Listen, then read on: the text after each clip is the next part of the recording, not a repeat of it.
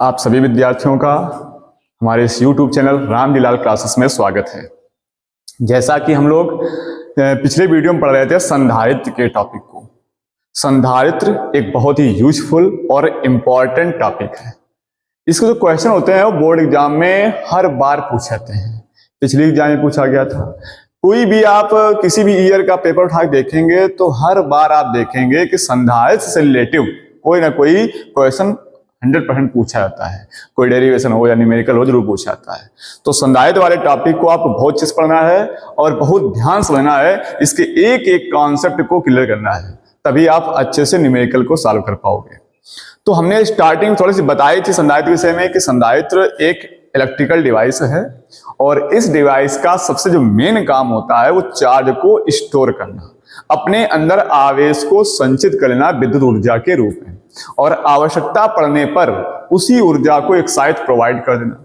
एक साथ सारी एनर्जी को ये ऊर्जा हमें दे देती है किसी भी सर्किट को, किसी भी परिपथ को जहां पर कंडेंसर को या संधारित्र को लगाया गया है। तो कुछ बातें करते हैं संधारित्र। हम लोग पढ़ चुके थे संधारित्र के विषय में। वहां हमने देखा था संधारित्र को हम लोग बोलते हैं कैपेसिटर। क्या बोलते हैं? कैपेसिटर। सबसे मेन काम इसका क्या है? आवेश को संचित करना। इसका जो मेन काम है आवेश को स्टोर करना। ये चार्ज को स्टोर करता है। कौन? संधारित्र। संधारित्र जो होते हैं कई टाइप के होते हैं। कुछ संधारित्र होते हैं फिक्स्ड संधारित्र, जैसे इस टाइप की, इसमें दो प्लेटें होती हैं। ये संधारित्र आपका फिक्स्ड संधारित्र होता है। एक संधारित्र ऐसा होता है जो पोलराइज्ड संधारित्र होता है, ध्रुवीय संधारित्र, और एक संधारित्र आपका होता है जो वेरिएबल होता है, इसको चेंज किया जा सकता है। ये आपका है फिक्स्ड कैपेसिटर, फिक्स्ड है ये आपका पोलराइज्ड है, और ये आपका है वेरिएबल जिसका मान आप चेंज करते हैं। ये कुछ टाइप के संधारित्र होते हैं। हमें मेन कुछ संधारित्र के बारे में समझना है। वैसे तो बहुत सारे टाइप होते हैं इस संधारित्र के, कि कोई आपका माइका संधारित्र होता है, कोई सेमेरिक संधारित्र होता है, तो सबका अलग अलग यूज होता है। कुछ संधारित्र की जो कंडीशन उनके बारे में समझते हैं। संधारित्र का काम क्या है? चार्ज को स्टोर करना। जब चार्ज को स्टोर करता है तो इसकी कैपेसिटी होती है, उस कैपेसिटी को हम संधारित्र की धारिता कहते हैं। इस वीडियो में पढ़ना क्या क्या हमें इसे पढ़ना है संधारित्र की धारिता के विषय में। संधारित्र में दो प्लेटें क्यों होती हैं? सबसे मेन बात ये होती है कि संधारित्र हमेशा दो प्लेटें लेते हैं। आखिर दो प्लेटें क्यों लेते हैं? और संधारित्र का जो नेट चार्ज होता है, जो टोटल आवेश होता है, वो कितना होता है, और दूसरी जो प्लेट इसमें होती है उसका वर्ग क्या होता है।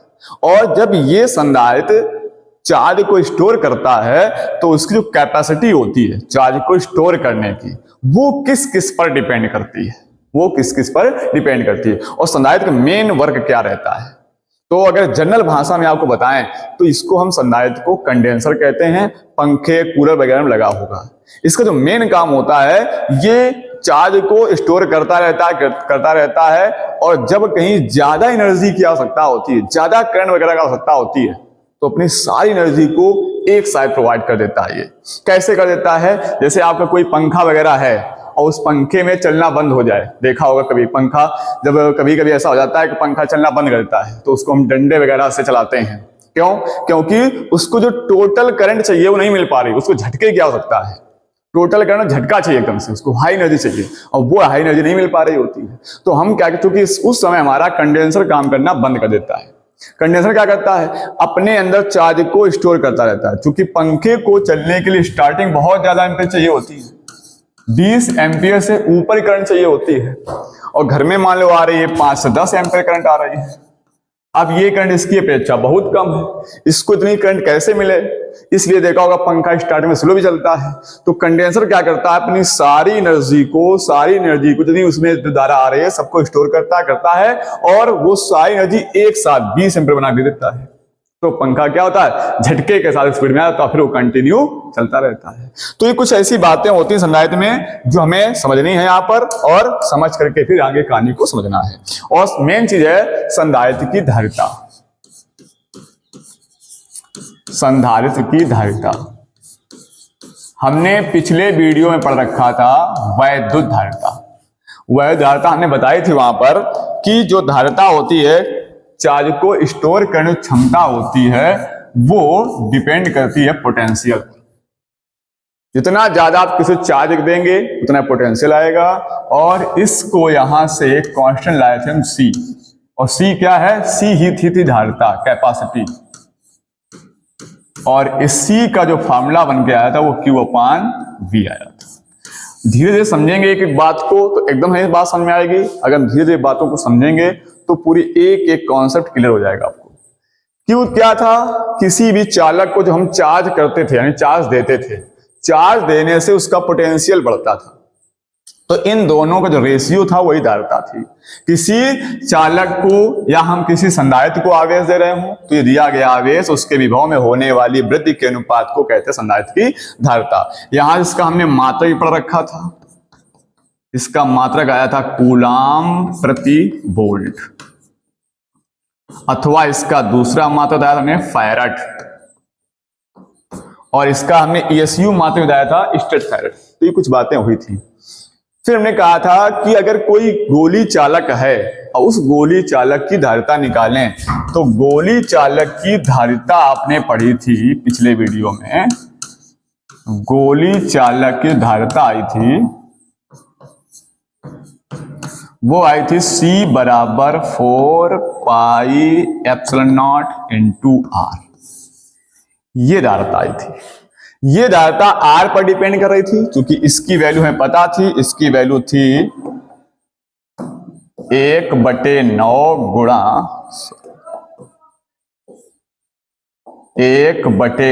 गुणा 10⁹ × R।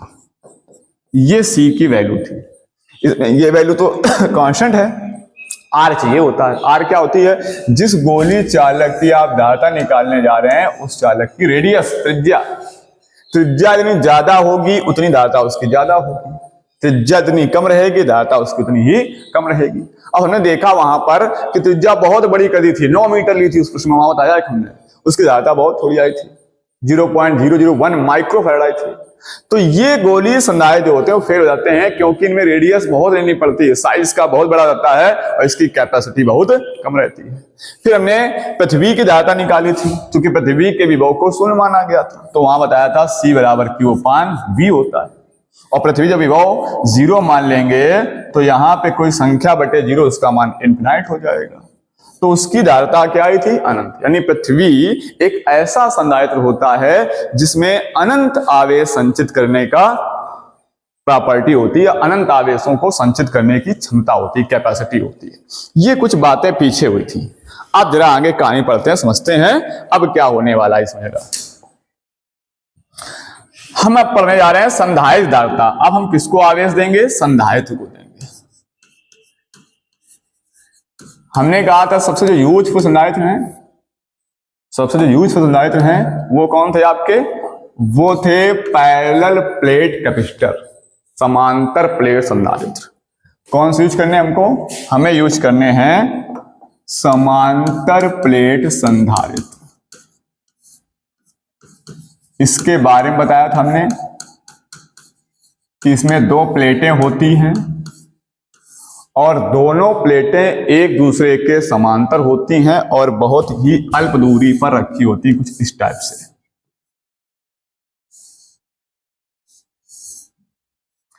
इसमें जो आवेश की मात्रा होती है दोनों पर समान परिमाण का चार्ज होता है और उसकी जो प्रकृति होती है वो विपरीत होती है। और जब इसको हमने चार्ज किया था तो पहली प्लेट को जैसे हमने +Q चार्ज देते हैं तो विद्युत चुंबकीय प्रेरण जो सिद्धांत होता है उसकी वजह से इस पर नेगेटिव चार्ज आता है और इसके बाहरी सरफेस पर पॉजिटिव चार्ज उत्पन्न होता है। ये अगर इसको हम पृथ्वी से कनेक्ट कर देंगे तो पृथ्वी इलेक्ट्रॉन आकर के इस वाले आवेश को उदासीन कर देते हैं। तो ये हमारा बनके तैयार होता संधारित्र। इसकी प्लेटों के बीच दूरी बहुत कम थी, अल्प दूरी थी बहुत कम डिस्टेंस रखेंगे। क्यों कम डिस्टेंस रखेंगे? इसकी कैपेसिटी को बढ़ाने के लिए। बात आगे आपको समझ में आएगी। तो ये था समांतर प्लेट संधारित्र। अब अगर इस संधारित्र की हम धारिता लिखते हैं, संधारित्र की धारिता, तो इसको जब हम चार्ज देंगे, चार्ज, तो ये चार्ज डिपेंड करेगा इसके अंदर जो वोल्टेज जाएगा। क्यों? इसमें दो प्लेटें होने का रीजन क्या है? एक प्लेट पॉजिटिव है। अब बात जरा ध्यान समझिए, गौर से समझिएगा। एक प्लेट पॉजिटिव है, दूसरी प्लेट नेगेटिव है। इसका मतलब ये है एक हाई पोटेंशियल पर है, एक लो पोटेंशियल पर है। यानी एक प्लेट है उच्च विभव पर और दूसरी प्लेट है निम्न विभव। अब हम ये समझते हैं इस दूसरी प्लेट का काम क्या है, क्यों रखा गया इसको। तो समझने वाली बात यह है कि जैसे इसको आप प्लस क्यू चार्ज देंगे, मान लीजिए आपके पास कोई भी चालक हो और इस चालक को अगर आप प्लस क्यू चार्ज देते जाएं, इसके सरफेस पर ऐसे आवेश फैल रहा है। अब जब इसको पूरा ये चार्ज है ऊपर से, अब कोई दूसरा चार्ज इसको आप देना चाहेंगे, तो अगर ये प्लस क्यू चार्ज है तो इस प्लस और इस प्लस के बीच क्या होगा? आप जानते हैं, प्रतिकर्षण होगा। ये वाले आवेश को प्रतिकर्षण करेंगे, यानी इसको चार्ज देना बड़ा कठिन हो जाएगा, बहुत वर्क करना पड़ेगा यहां पर चार्ज देने के लिए। तो हम क्या करते हैं कि इसके पास में एक दूसरी प्लेट रखते हैं। अब जब ये निगेटिव चार्ज का मतलब हो गया कि इसका ये चार्ज इधर ट्रांसफर होगा, या ऐसे आप कह सकते हो कि ये इसके विभव को कम करेगी।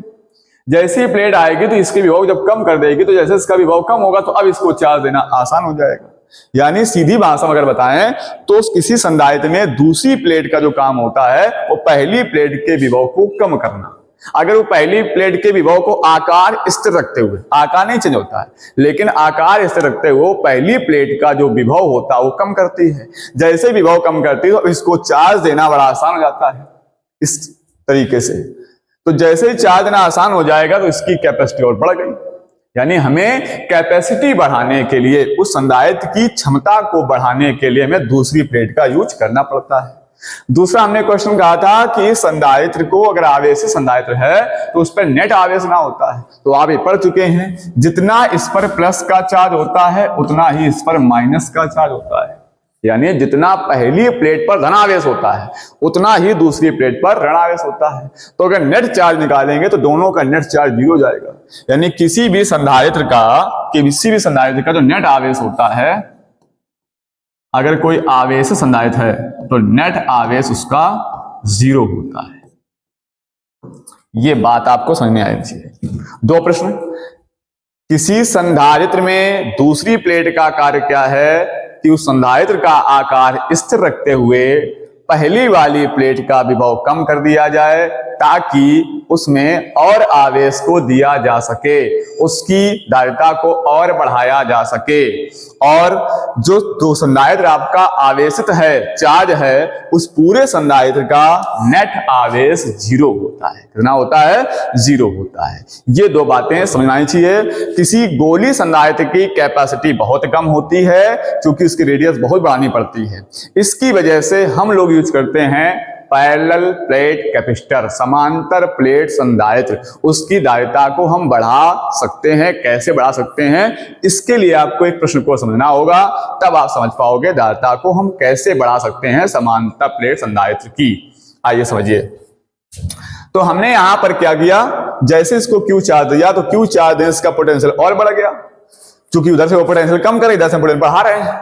तो यहां से जो कांस्टेंट आया था वो C आया था। तो C बराबर क्या हुआ? Q अपान V। C बराबर Q अपान V।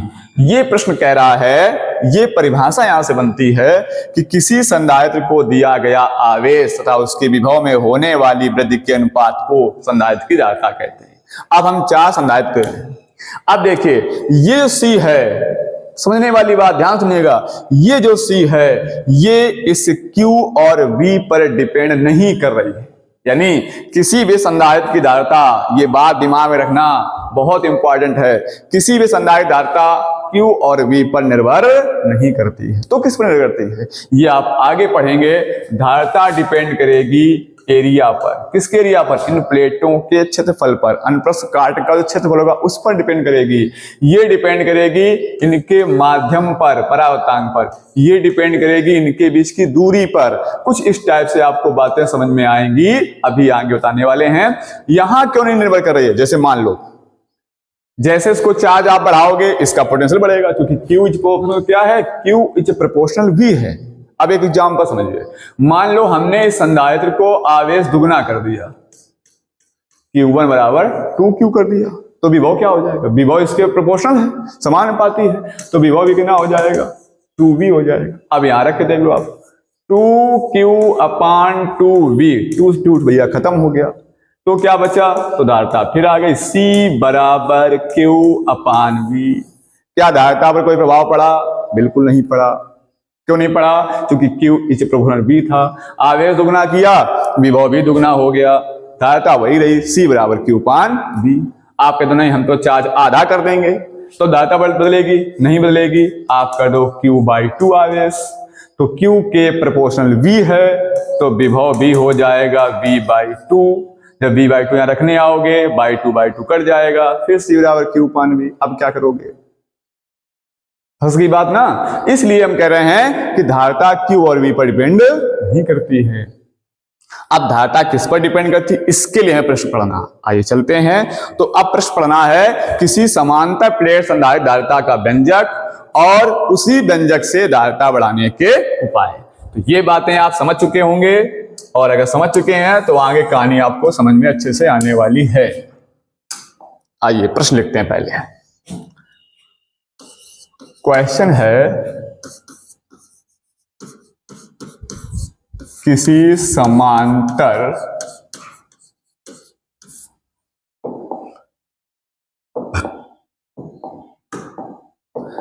समांतर प्लेट संधारित्र की धारिता को समझते हैं, कैपेसिटी, चार्ज स्टोर करने की क्षमता। व्यंजक क्या करना है, प्रूव करना, निगमित कीजिए।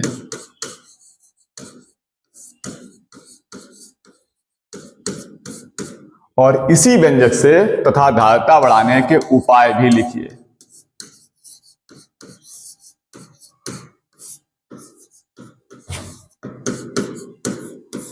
धारिता बढ़ाने के उपाय भी लिखिए। धारिता बढ़ाने के उपाय भी लिखिए। आइए कैसे लिख पाएंगे इसके जरा समझिए। कौन संधारित्र ले रहे हैं हम, समांतर प्लेट संधारित्र ले रहे हैं। हमने पहले कह दिया है आपका सबसे यूजफुल संधारित्र है वो कौन सा है, समांतर प्लेट संधारित्र है। पैरेलल प्लेट कैपेसिटर इसको लेना है, समांतर प्लेट संधारित्र को लेना है। आइए समझिए जरा। अभी हमने बताया आपको समांतर प्लेट संधारित्र होता कैसा है, जिसमें दो प्लेटें होती हैं, दोनों इस रूप के समांतर होती हैं। तो बनाते जरा समांतर प्लेट संधारित्र।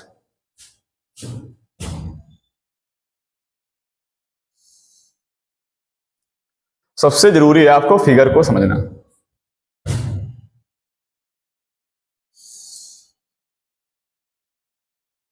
दो प्लेटें लेनी है समांतर। 3D में बताने के लिए इसको कुछ ऐसे ना देते हैं।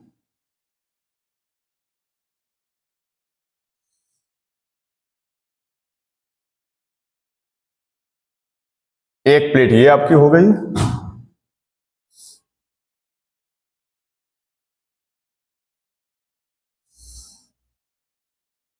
और दूसरी प्लेट ये ले ली हमने। ये दो प्लेटें हैं, ये चार्ज हैं, इनको हमने चार्ज दिया। कहां से चार्ज दिया, मान लीजिए हमने इनको यहां से चार्ज दिया, +Q चार्ज देना स्टार्ट किया। तो क्या होगा, जैसे इसको हम +Q चार्ज देते हैं तो इसके सरफेस पर प्लस का चार्ज एक समान रूप से फैल जाएगा, और जो दूसरी प्लेट इसके पास रखी गई है वो स्थिर विद्युत प्रेरण की वजह से उस पर नेगेटिव चार्ज आ जाएगा। तो इस वाली प्लेट पर आ जाएगा नेगेटिव चार्ज।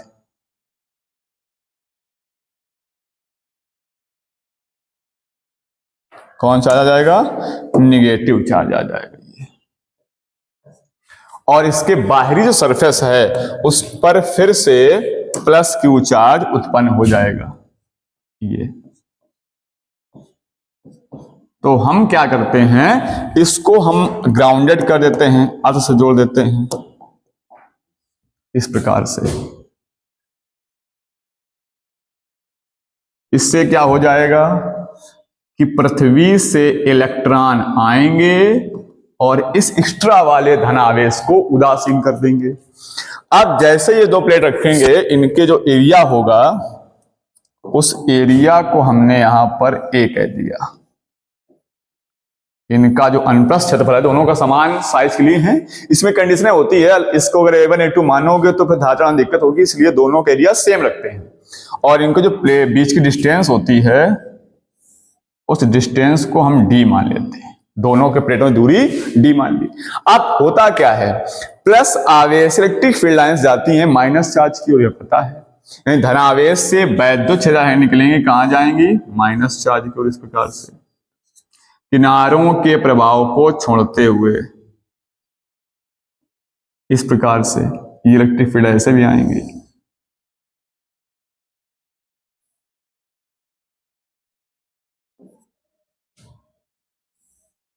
ये इलेक्ट्रिक फील्ड आ रहे होंगे ऐसे।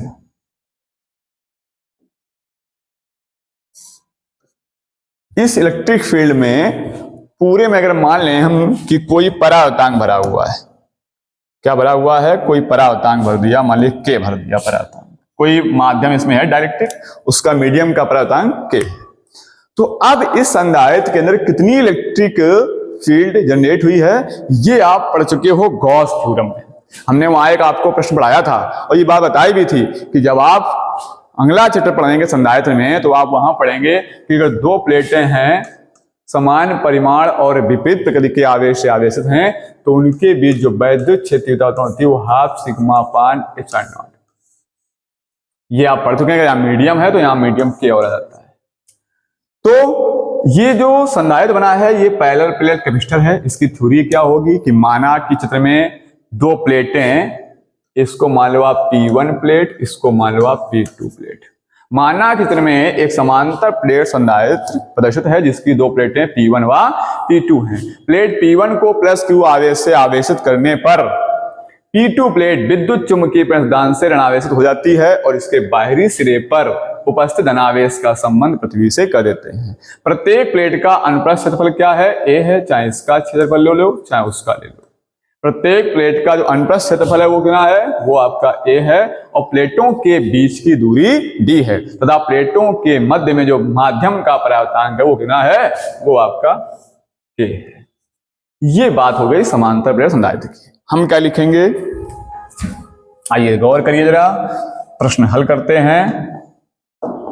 प्रश्न में लिखना है, सबसे निकालेंगे वैद्युत क्षेत्रीयता। क्यों निकालेंगे? वैद्युत क्षेत्र अगर पता होगा तो हम विभवांतर पता कर सकते हैं। वैद्युत क्षेत्रीयता और विभवांतर के संबंध V बराबर E इंटू डी से, क्योंकि हमें निकालनी है धारिता और धारिता का फॉर्मूला कहता है C बराबर Q पान V।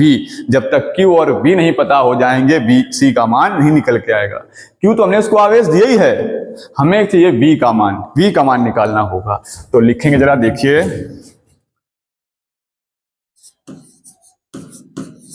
प्लेटों के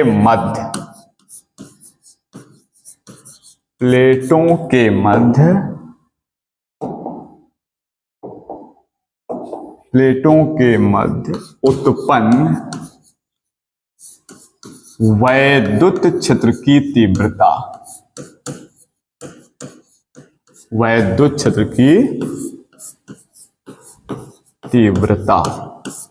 क्या लिखेंगे उसको हम लिखेंगे E बराबर half sigma upon epsilon not into K। ये होती है वैद्युत क्षेत्रता। ये गॉस के प्रमेय में आप पढ़ चुके हैं। और चूंकि यहां हमें पता है कि जो हाफ सिग्मा होता है इसकी वैल्यू Q अपान A होती है। क्या होती है? Q अपान A होती है। आइए देखिए, तो E बराबर half sigma value Q upon A epsilon not into K। क्योंकि हाफ सिग्मा की वैल्यू क्या दी? Q अपान A रख दी। ये क्या आ गई? वैद्युत क्षेत्र की तीव्रता कहाँ? दोनों प्लेटों के मध्य में। अब हमने पढ़ रखा है वैद्युत क्षेत्र तीव्रता एवं विभवांतर के संबंध से। हमने पढ़ रखा है वैद्युत क्षेत्र की तीव्रता एवं विभवांतर के संबंध से।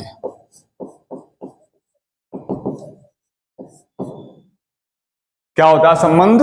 E बराबर V अपान डी, या संबंध होता है E बराबर V अपान डी, या V बराबर निकालोगे तो क्या हो जाएगा? E into D.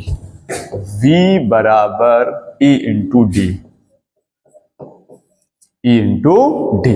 अगर यहां मान रखेंगे तो आप रख लीजिए जरा, E का मान ऊपर लिखा हुआ आपके पास। क्या है E का मान? तो V बराबर E की value Q upon A epsilon not K into D. किसका मान आया? V का मान आया। अब हम लोग पढ़ेंगे वैद्युत क्षेत्र की तीव्रता। तो यहां से रख दी मान हमने धारिता निकालने में। क्या निकालनी है? धारिता। और धारिता का फार्मूला कहता है C बराबर Q अपान V होता है। तो लिखेंगे संधारित्र की धारिता,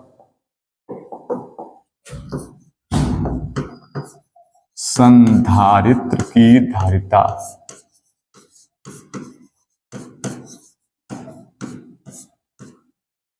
C बराबर Q अपान V। क्या चाहिए? Q और V। Q तो आपने आवेश दिया ही Q उसको, तो Q तो Q रहेगा। अब V का मान रख लो आप। V का मान क्या हो जाएगा? Q upon A epsilon not K into D, और Q से Q कैंसिल, तो C बराबर ये चला जाएगा ऊपर, 3 बार बटे हो चुका है, तो A epsilon not K upon D. ये होती है समांतर प्लेट संधारित्र की धारिता। C बराबर A epsilon not K upon D. Very very important. ये फार्मूला है, ये बता रहा है कि धारिता आएगी वो Q और V पर ना डिपेंड करके A epsilon not K upon D पर डिपेंड करती है। ये है किसी समांतर प्लेट संधारित्र की धारिता का व्यंजक। इंपॉर्टेंट है, कई बार पूछा गया है, अक्सर पूछा जाता है। अब इसी में पूछा था धारिता बढ़ाने के उपाय भी लिखिए।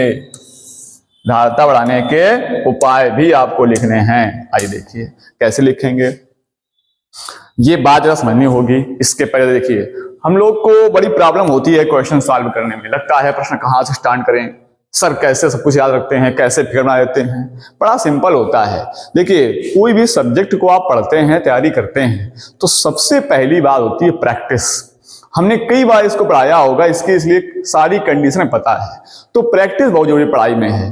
वो एक मानस में चौपाई लिखी गई है, रामचरित मानस में, उसमें इसी वजह से लिखी गई कि आप उसको सीखें, समझें। चौपाई का जो मतलब क्या है वो जरा समझिए। चौपाई में लिखा गया है कि अतिशय रगड़ करे जो कोई, अनल प्रगट चंदन से होई। अतिशय रगड़ करे, उसमें शर्त लगी हुई है, अतिशय रगड़ करे जो कोई, अनल प्रगट चंदन से होई। चंदन, चंदन एक लकड़ी है जो बहुत ठंडी होती है, बहुत शीतल होती है, लेकिन उसको भी अतिशय रगड़ किया जाए, बहुत रगड़ा जाए, तो अतिशय रगड़ करने से क्या होता है कि उस चंदन की शीतल लकड़ी से भी अग्नि उत्पन्न हो सकती है। अतिशय रगड़ करे जो कोई, अनल, अनल मतलब अग्नि, प्रकट चंदन से हुई, तो उस चंदन से भी अग्नि उत्पन्न हो सकती है। इसलिए प्रैक्टिस बहुत जरूरी है, प्रैक्टिस करना चाहिए। जितनी बार आप प्रैक्टिस करेंगे उतने आपको अच्छी तैयारी होगी। तो चाहे फिजिक्स का न्यूमेरिकल हो, चाहे फिजिक्स की थ्योरी हो, चाहे वो डेरिवेशन हो, सबको समझने लिए कि पूरी कंसंट्रेट होकर के पूरी बात सुनी जाए और उस पर प्रैक्टिस की जाए। जब आप प्रैक्टिस करेंगे तो वो बात आपको बहुत अच्छे समझ में आएगी और तैयार होगी। कब क्या करना है सब बातें समझ आने लगेंगी। आप बिल्कुल भले ही जीरो क्यों ना हो, लेकिन अगर आप अतिशय रगड़ करेंगे, तो क्या होगा, उस जैसे चंदन से अग्नि उत्पन्न हो सकती है, तो आपको ये फिजिक्स भी बहुत अच्छे तरीके से आ सकती है। ठीक है, तो बातों पर ध्यान दीजिए। एक बार ऐसे हम बच्चों को बता रहे थे, टॉपिक पढ़ाया गया गुरुत्वाकर्षण, फिजिक्स फर्स्ट, उसमें फर्स्ट ईयर में आपके है। तो हमने पूछा कि भाई फर्स्ट ईयर में कल आपको पढ़ाया गया था गुरुत्वाकर्षण, बताइए क्या होता है ग्रेविटेशन, क्या होता है गुरुत्वाकर्षण। एक लड़के ने हाथ उठाया, बोला सर हम बताएं, तो बताइए। कहना गुरुत्वाकर्षण होता है गुरु के प्रति आकर्षण। बहुत बढ़िया, गजब पढ़ाई की आपने, गुरु के प्रति आकर्षण, गुरुत्वाकर्षण, हमने बहुत अच्छा। चलो, गुरु के प्रति आकर्षण होगा तभी आप गुरुत्वाकर्षण सीख भी पाएंगे, आकर्षण ही सही। तो बात को समझिए और ध्यान रखिए कि हमें कब क्या करना चाहिए, क्या सोचना चाहिए। तो मेन बात क्या है कि आपको प्रैक्टिस बहुत जरूरी है। जब प्रैक्टिस करोगे तो आप फिगर समझोगे, डेज मतलब समझोगे, उसके हर एक कॉन्सेप्ट को समझ पाओगे। तो यहां जैसे C बराबर क्या आया, F0K/D आया। इसको धारिता बढ़ाने के उपाय पूछ रहा है, तो हम यहां लिखेंगे धारिता बढ़ाने के उपाय।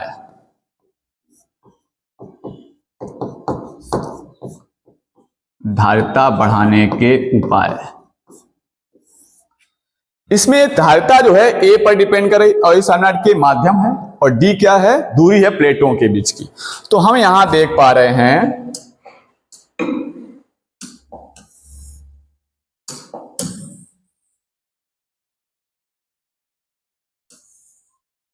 फर्स्ट नंबर, देखिए first number C is proportional A।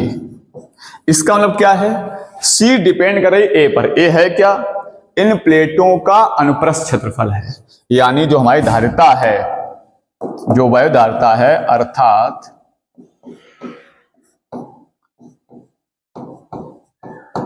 प्लेटों की धारिता या संधारित धारिता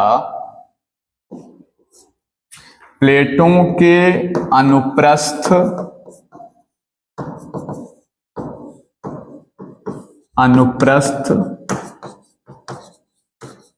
क्षेत्रफल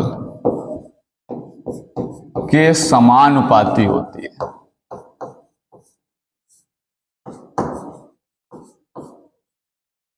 प्लेटों के क्षेत्रफल, अनुप्रस्थ क्षेत्रफल, जो इनका एरिया है प्लेटों का, इनके समानुपाती, यानी प्लेटों का एरिया बढ़ा देंगे तो उसकी कैपेसिटी, उसकी धारिता बढ़ जाएगी। ये पहला पॉइंट। फिर देखा C इस प्रमुख के second point,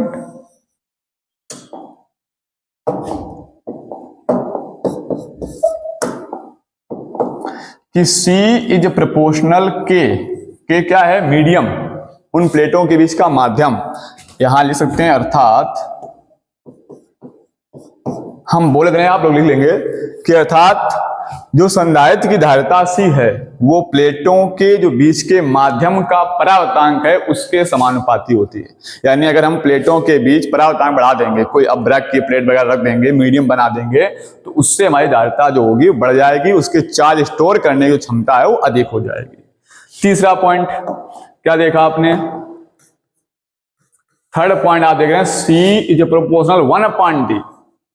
C is proportional 1/D। इसका मतलब क्या है, जो D है, D क्या है, प्लेटों के बीच की दूरी है। ये दूरी इस धारिता के व्युत्क्रमानुपाती है। व्युत्क्रम मतलब उल्टा है, अगर आप दूरी बढ़ा दोगे तो धारिता घट जाएगी। हमें क्या करना है, हमें धारिता बढ़ानी है। धारिता बढ़ाने को उपाय बात कर रहे हैं। तो अगर इन संधारित्र की जो प्लेटें हैं इनके बीच दूरी हम कम करें, अगर दूरी कम होगी तो C का मान क्या हो जाएगा, बढ़ जाएगा। यानी प्लेटों के बीच दूरी कम करके हम संधारित्र की धारिता को बढ़ा सकते हैं। तो यानी यहां हमने देखा जो धारिता थी वो C जो थी वो Q और V पर डिपेंड ना करके वो डिपेंड कर रही है किस पर, A F0K और D पर, इन पर डिपेंड करती है। प्लेटों का क्षेत्रफल बदलोगे धारिता बदल जाएगी, माध्यम चेंज करोगे धारिता बदल जाएगी, प्लेटों के बीच दूरी चेंज करोगे धारिता बदल जाएगी। तो जो धारिता है वो डिपेंड करेगी A, K और D पर।